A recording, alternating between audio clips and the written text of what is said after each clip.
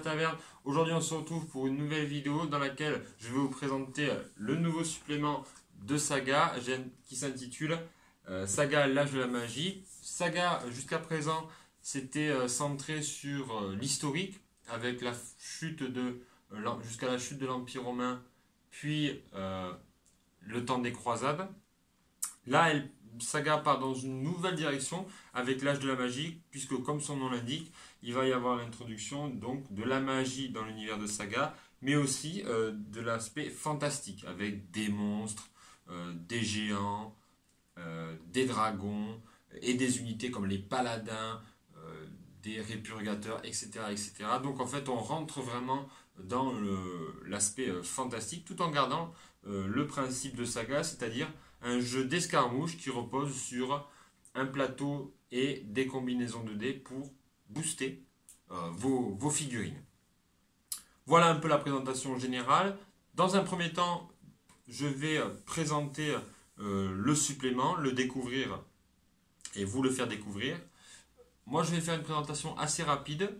Pour une présentation plus détaillée, je vous mets en lien la description de plusieurs collègues vidéastes qui ont présenté plus en détail la règle et toutes les différentes factions. Avec même, je crois que sur l'une des vidéos, il y a l'un des créateurs de la règle qui parle de comment a été créée la règle, quels ont été les différents choix qui ont été faits. Voilà. Moi, dans un second temps, ensuite, je vais vous montrer comment monter une armée. C'est-à-dire avec ce que vous avez déjà, comment monter une armée. Et surtout, si vous avez de l'historique, comment vous montez aussi une armée. Qu'est-ce qu'il va falloir ajouter. Les différents fabricants qui vont pouvoir vous offrir les quelques petites unités qui vont vous faire passer dans l'âge de la magie.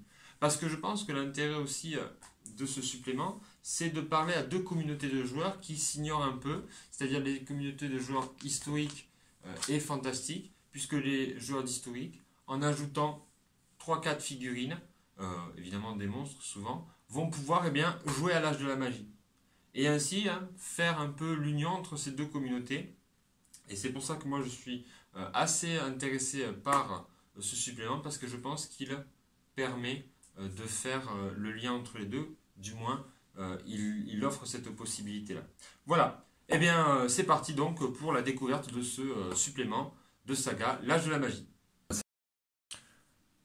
On se retrouve donc pour la découverte du livre. Bon, je sais, il n'y a pas ma petite nappe là, trop stylée, mais j'ai quand même du bois. Et c'est pas de la merde, je vous le dis. Donc, c'est parti. On découvre donc le bouquin. Déjà une superbe finition. Les illustrations, ça va être un gros point fort de ce livre. Mais d'un côté, quand on fait du fantastique, c'est quand même un minimum. Donc là, bon, les habituels, vous voyez, ça c'est ce qu'on voit sur la page de garde. Le sommaire, alors ici, ça va nous permettre de découvrir les différentes factions. Les grands royaumes, seigneurs de la nature, les légions des morts, la horde, l'outre-monde et les peuples souterrains. Et ensuite, les domaines de la magie, avec ce qu'ils appellent le grimoire. Et avant, ici, là, plutôt, on va avoir les nouvelles troupes, les règles spéciales et la magie. Et bien, ensuite, on va le découvrir, mais ces factions vont permettre de nous insérer dans le monde de la magie. Donc là, voilà les différentes factions de la description, toujours des photos, on y reviendra par la suite, mais ça va permettre de voir, et ce qui est intéressant aussi avec ces photos, ça a été déjà relevé, mais il y a les fabricants, vu qu'en fait Saga s'adapte à l'ensemble des fabricants de figurines et n'en favorise pas un plus qu'un autre, vous pouvez jouer quel que soit votre fabricant.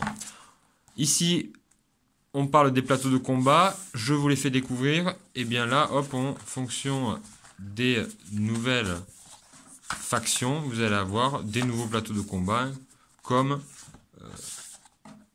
d'habitude à Saga, pour ceux qui ont l'habitude. Pour ceux qui n'ont pas l'habitude, ça fonctionne avec des combinaisons de dés. En fonction du dé, vous pouvez déclencher ces pouvoirs, en fait. Voilà.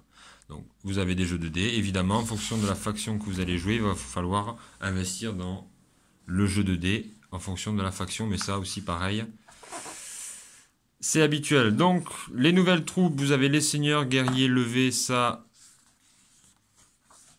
vous avez l'habitude. Mais on va donc découvrir les sorciers. Ici, donc, les sorciers. Puis, ce qu'on appelle les lieutenants. Avec ensuite les créatures. Bipèdes. Quadripèdes. Regardez-moi ça, là. Hein, ceux qui font des armées polonaises ou du Nord, là. Vous mettez ça et vous avez des créatures. C'est qui fait ça? C'est Norba Miniature. Bon, on va pas dire, mais ça c'est polonais. Hein, on l'avait remarqué. Hein. Quadripède, volant. Ici, on a des monstres avec les titans, les behemoths, les fléaux, ce qu'ils appellent les fléaux. Donc vous voyez, hop, vous allez pouvoir insérer vos créatures en fonction.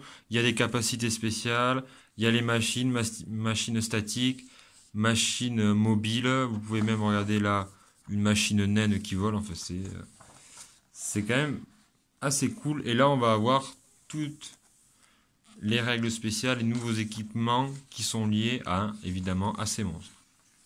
La magie, hein, aussi jeu de dés spécial pour jouer à la magie. Donc il faudra au minimum 2 jeux de dés, un pour votre armée, un pour la magie. Voilà comment ça fonctionne la magie. Rapidement, en gros, vous faites des lancers de dés, ça vous permet de débloquer des sorts. Attention, puisqu'à chaque fois que vous lancez, il me semble, un sort, vous lancez des dés sur un tableau un peu de critique, et en fonction du nombre que vous allez faire, eh bien il va arriver plus ou moins de malheur à votre pauvre sorcier. Donc de ce point de vue là, la magie, c'est pas, clairement, à ce que j'ai lu, c'est pas pété, c'est pas en mode comète, t'as plus d'armée, hein, voilà, on va pas être sur ces bases là, on va plutôt être sur des bonus, hein, ce qui est quand même pas mal, hein, on va pas se mentir, hein, c'est pas de l'énormissime. Par exemple là vous voyez, hein, il y a un type basique. Et surtout, ce que j'ai remarqué, c'est qu'en fait, dans la magie, vous allez tenter de passer votre magie. Vous le faites. Mais l'unité ennemie va aussi tenter un lancer de dés pour voir si elle subit ou pas la perte. Par exemple, ici, l'unité cible subit une perte pour chaque résultat de 3 ou plus. S'il y a au moins un 6, la cible subit une perte supplémentaire. Mais elle peut très bien faire 4, 3, 1 ou 2, 1 et rien du tout. C'est-à-dire qu'en plus, vous avez lancé, vous avez pris le risque que votre sorcier il se fasse sauter, mais c'est pas encore dit que ça marche. Donc, c'est pas pété la magie. Si certains avaient un peu des craintes sur ça, moi je trouve que c'est pas pété. Là, vous avez le tableau des risques. Hein, voilà.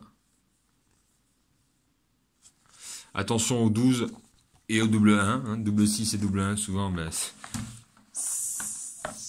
c'est dramatique. Bon, là, on a des exemples de bataille, les différentes factions.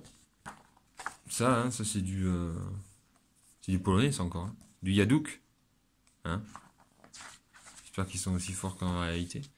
Bon, les grands royaumes, en gros, ça va être l'Empire, les elfes, les nains, vous pouvez tout utiliser. Là. Tout ce qui est un peu ordonné, qui ressemble à quelque chose, vous pouvez les mettre dans les grands royaumes. Là, vous avez vu, c'est des Bretoniens. Hein. Des Bretoniens, hein, ou des Fireforge.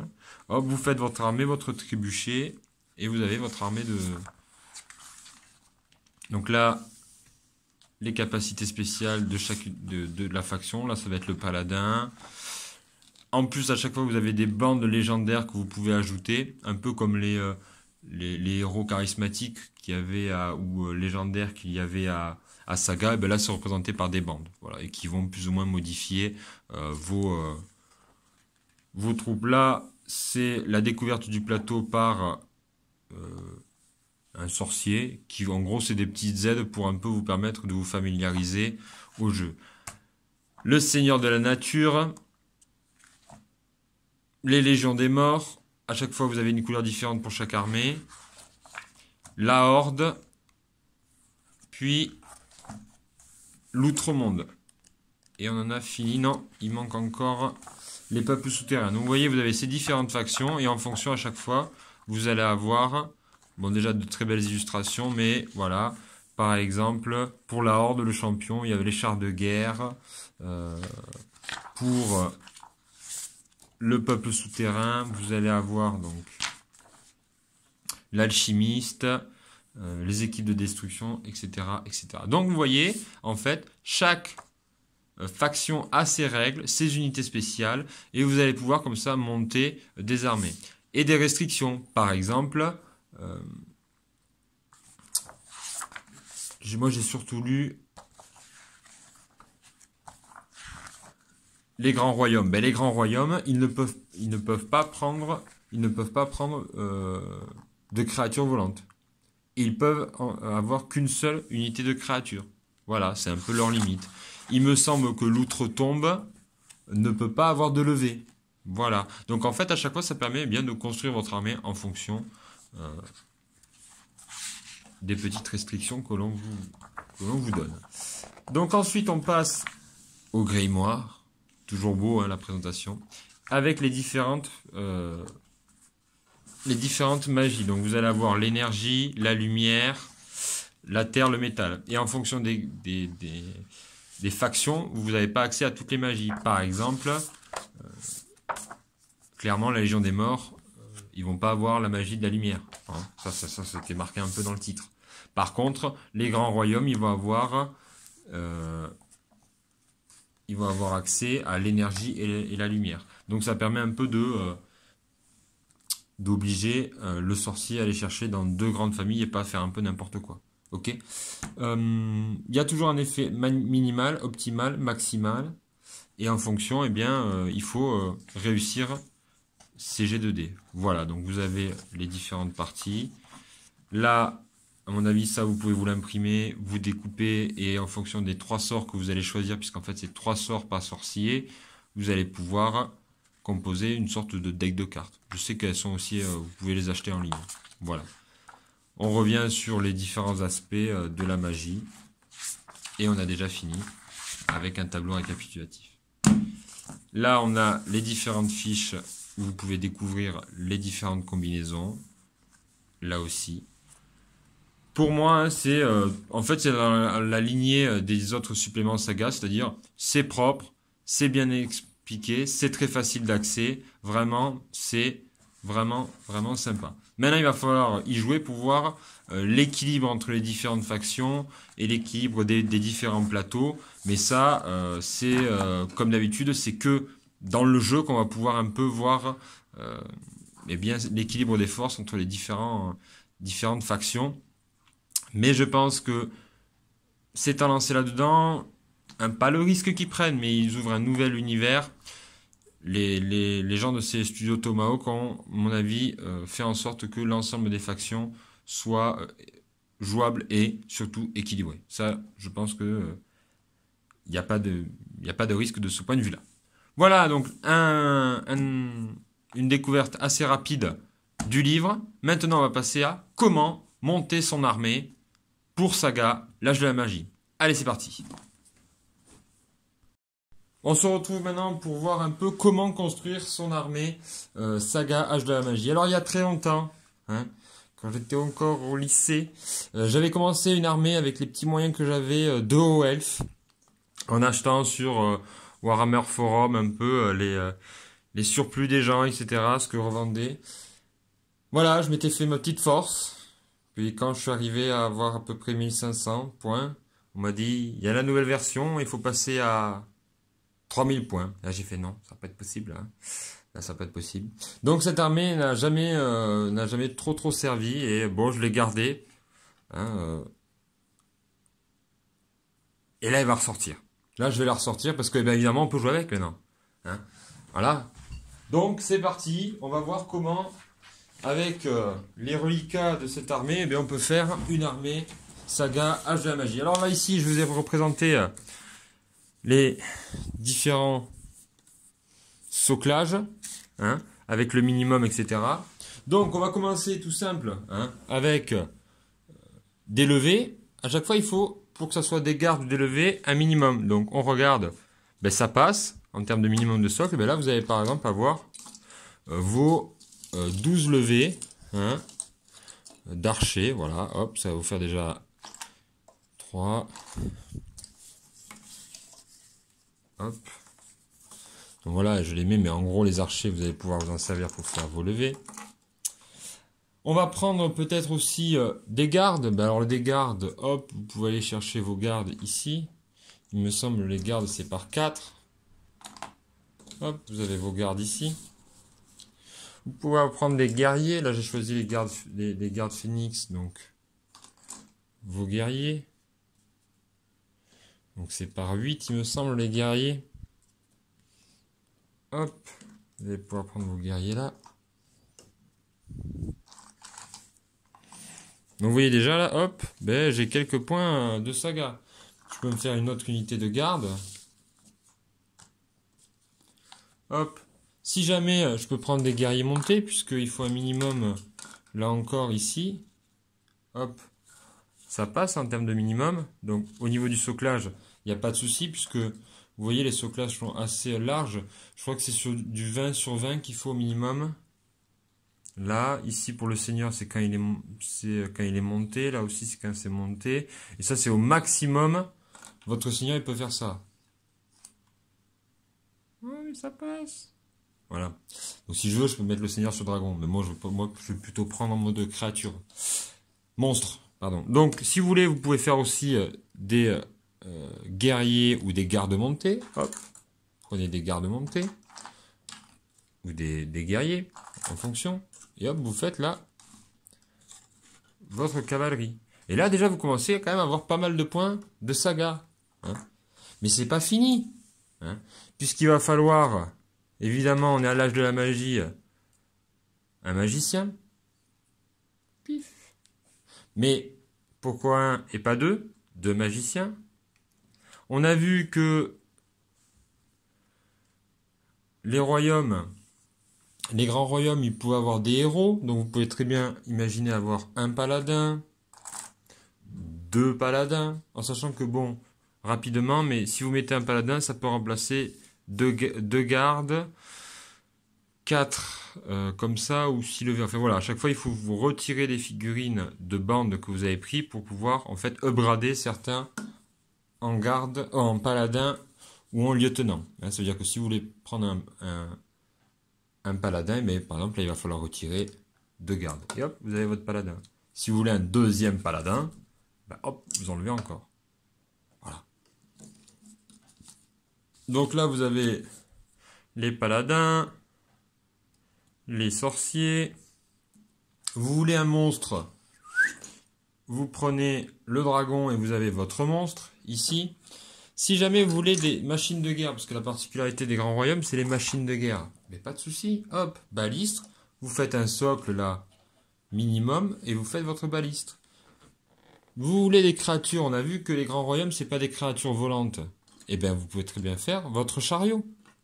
Vous prenez le chariot ici. Hop.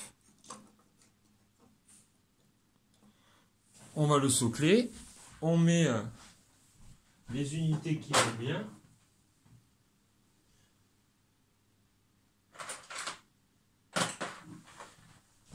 On met les unités qui vont bien. Je vais aller les chercher dans la petite boîte là-bas. Hop. Et là, vous l'avez votre créature. Alors lui, peut-être qu'il est derrière, je sais pas, je me rappelle plus. Bon, on s'en fout. J'espère qu'il va tenir, s'il peut pas tenir. Bon, il tient pas, mais vous avez compris le principe. Hein. Hop, ça vous fait votre créature. Le chariot, il n'y a pas de souci. Ça peut ressembler à un chariot, ça peut ressembler à un monstre comme un ant. Peu importe, le principe c'est qu'il tienne sur un socle. Et que ce soit une créature bipède, une créature quadrupède, peu importe. C'est vous qui faites votre monde en fait, votre armée en fonction de l'univers que vous allez créer. Donc vous voyez bien là avec un peu mon ramassis de hauts elfes de l'époque, ben, j'ai déjà mon armée qui est prête. Il n'y a plus qu'à socler. Enfin socler je veux dire à faire ça, le soclage là. Mais pour le reste c'est fait. Donc vous voyez bon, cette armée qui était un peu... il y a de la poussière là, vous voyez. Qui dormait un peu dans les placards, mais hop je vais pouvoir la réutiliser pour Saga l'âge de la magie en armée des grands royaumes. Vous pouvez aussi, par exemple, moi j'ai une armée Angmar à Seigneur des Anneaux. Je vais pouvoir la faire en Outremonde ou en Horde, puisque j'ai utilisé les trolls, les spectres, etc., les Nazgûl, comme figurines. Donc en fait, vous voyez, hop, vous avez une armée existante, réutilisez-la, puisque vous allez pouvoir faire ce que vous voulez avec. Ça, si j'ai envie que ça soit mon seigneur, mais j'en fais mon seigneur. Si j'ai envie que ça soit un monstre, un fléau, un behemoth, j'en fais ce que je veux en fait. Ce qui est important, c'est le socle. Et voilà. Bah, c'est sûr que si vous sortez un poney ou une licorne, bon voilà, hein, faudra pas vous étonner si en face ça cligne un peu des yeux. Mais dans l'idée, hein, c'est vraiment de pouvoir réutiliser vos figurines. Donc voilà, vous voyez, hop, là les cavaliers, je m'en fais très vite des cavaliers.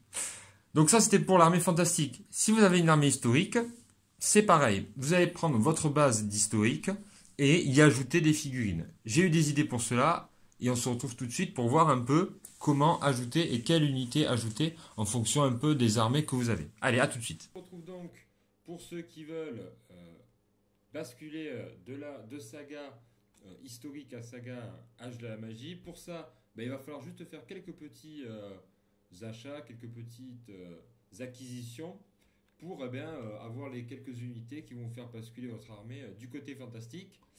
Pour commencer, j'avais pensé donc à la gamme King of War avec les forces de la nature qui vont vous permettre de faire des ajouts pour vos armées. Je pensais britanniques, toutes celles qui sont dans les îles britanniques, les Irlandais, les Scots, les Gallois, les Brito-Romains, les Saxons. Vous allez vous ajouter par exemple ici des centaures qui sont un peu typés quand même celtiques. Et voilà, vous avez vos unités fantastiques. Vous avez des Ents, vous avez cette sorte de golem de pierre que je trouve hyper sympa. Ça fait très vite, vous savez, les menhirs, c'est comme si des menhirs prenaient vie, donc ça peut être top. Vous avez ici des sortes de flamèches, là pareil avec de l'eau, des sortes de guerriers de la forêt, là on dirait un esprit, ça peut faire un super sorcier ou même une créature ou un monstre. Hein. Vraiment, ça de ce côté-là par exemple, vous avez cette gamme. Toujours chez Mantic Games, vous avez ici pour les armées médiévales, les armées plutôt musulmanes, vous allez pouvoir avoir l'éveil des morts de l'époque égyptienne qui reprennent vie et qui vont venir soutenir les guerriers face à l'invasion des croisés. Et voilà, vous avez quelques unités là qui vont pouvoir avoir un petit effet sympa avec vos armées musulmanes. De l'autre côté, si vous avez une armée croisée par exemple, vous pouvez ajouter un ange ici et des figurines d'archanges et vous allez avoir les armées croisées et templiers qui sont soutenus par des envoyés de Dieu, par exemple. Mais ça peut être ça, hein, puisque vous faites ce que vous voulez en termes d'univers. Et ça peut être hyper sympa. Comment, comme ça, très vite basculer, vous achetez un prêtre, ou si vous avez déjà un prêtre, ça vous fait votre sorcier. Et par exemple, celui-là, voilà, vous pouvez faire l'archange Gabriel qui arrive, qui descend dans la bataille pour aller tuer les infidèles. Enfin, c'est top. Moi, je trouve ça, l'idée, c'est top. Puisque vous faites un peu ce que vous voulez en termes de fluff, à vous de l'inventer. Donc ça, c'était pour les armées médiévales. En termes d'armées médiévales, on peut aussi penser à Fireforge, avec ces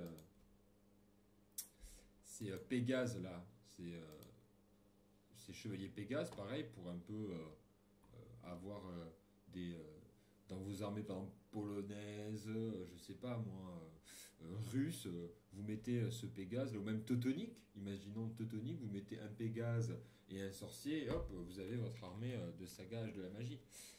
Si on est sur du viking, du Jomsviki, en fait, tout ce qui vient du nord, qui aime la neige, ben vous allez nous sortir un géant du froid, là, un Frost Giant de chez Reaper Miniature. Voilà, je vous montre un peu à quoi ça donne en peint, mais c'est magnifique. Mais ça, c'est top sur une table. Vous voyez, hop. Ça, enfin, franchement, je trouve ça top. Ils sont quand même hyper sympas, quoi. Donc vous voyez, votre armée de vikings, là, remontée, gros barbu avec des cornes, et hop, vous avez ça à côté. Quelques petites dryades ou elfes de la forêt, et vous avez une superbe armée, quoi. Voilà. Donc, Repair Miniature, ils ont plein de références de petits monstres, etc. Là, vous avez un autre géant. Et franchement, ça fait le café, hein. J'avais vu aussi chez Norba Miniature, il y a les ogres.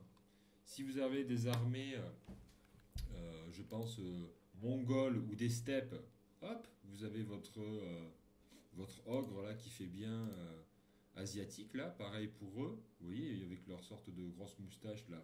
Vous les mettez avec des mongols ou des huns, et ça fait les hordes qui viennent des steppes de l'Est.